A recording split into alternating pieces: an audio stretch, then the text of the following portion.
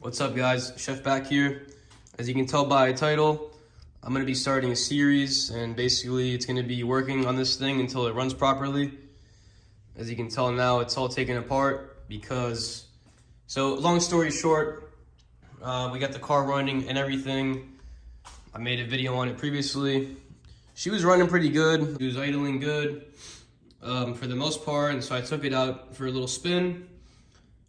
As soon as I put some load on it, clutch was slipping like crazy, so I was like really confused because the clutch was fine before, but it doesn't really matter. I think I got something on it, or it just saw too much heat. So Penguin Garage, shout out to them. They got me a service kit. This is the old organic one. I upgraded to ceramic. I'll insert the video here. The service kit includes the 2 friction discs, the 2 plates that go in between, clutch alignment tool, and a new bearing.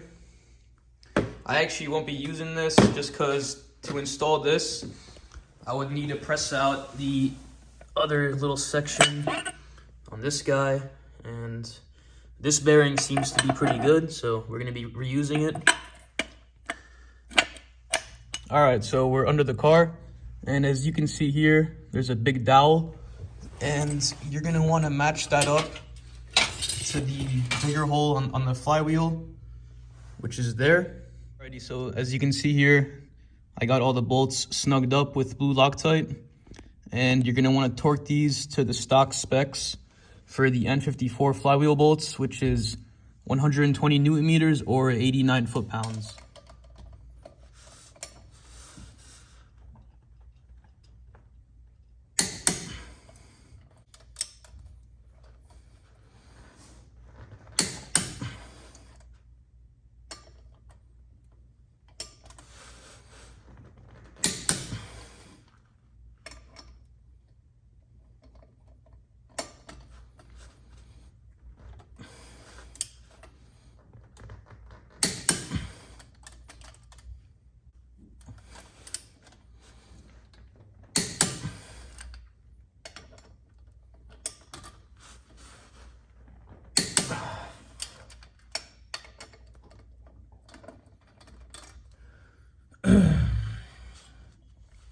All right, so friction plates are in.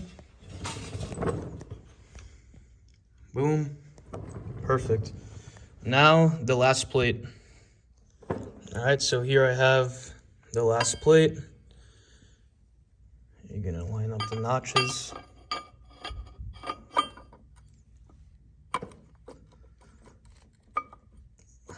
Now, she's in right there, boom. It's time for the pressure plate. So the pressure plate's on. Now all that's left is you want to tighten these little Allens as even as possible. And you're gonna torque those to 18 Newton meters or 13 foot-pounds. So those were a few clips I got of the clutch install. Here's a clip of me taking the car out after on a wastegate.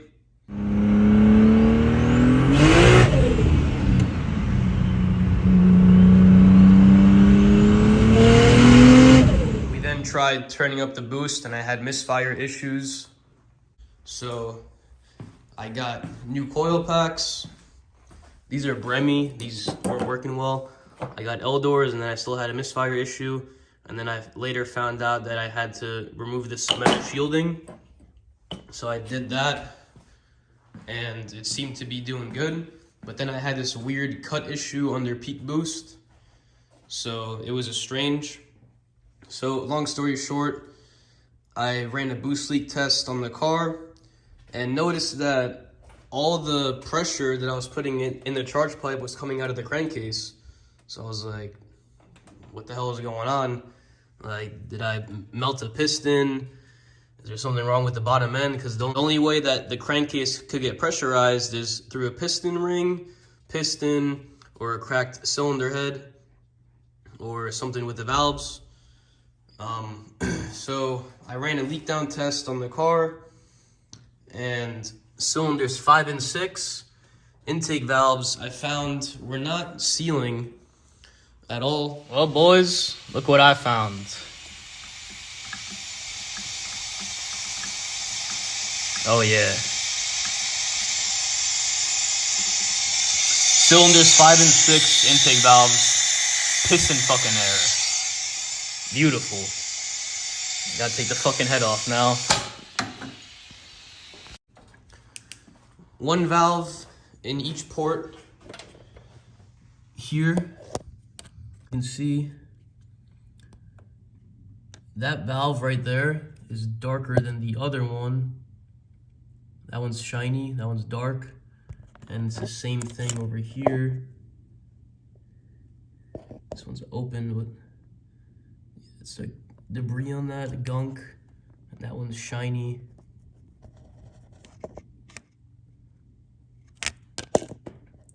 So what I think happened is those two valves, one in each of these ports, were never sealed properly. So over time, the exhaust gas in the cylinder torched the valve seal, which then obviously causes oil to get down the valve, and then that's why boost was leaking into the crankcase. So I'm pulling the cylinder head now. Right now I got like the coolant tank, the intake manifold off, the harness, coil packs, everything out of the way. All right guys, so I took the cams off and I want to retest it just to see if I get the same results. And I'm getting the same results, which is to be expected, but just wanted to see. You can probably hear there, the pressure is leaking out of the port. So, head's gonna have to come off. We'll go from there. I'm gonna leave the exhaust manifold in the car. All right guys, so I put the intake manifold back on to boost leak test the car again, because before when I boost leak tested it, I had pressure leaking into my crankcase, and I was scared of it being the bottom end or a cracked cylinder head, or as I stated before, I was thinking that I torched the valve seal since they aren't seated. But I actually found something that is a really easy fix and probably best case scenario. I just had boost leaking into the crankcase because of a leaky head port. So that's a super easy fix. I'm super happy to find that. The valve seal is not leaking at any boost. I just got the exhaust manifold loosened up. It's a hassle, but we got it done. She's all loose. The head's ready to come off. I just gotta unbolt the head studs and a few other things, take the manifold off. These two oil cooler lines. But yeah, that's it for this video. Make sure you stay tuned on the next episode. I'm gonna be taking the head off. Make sure you guys drop a like, subscribe, and thanks for watching.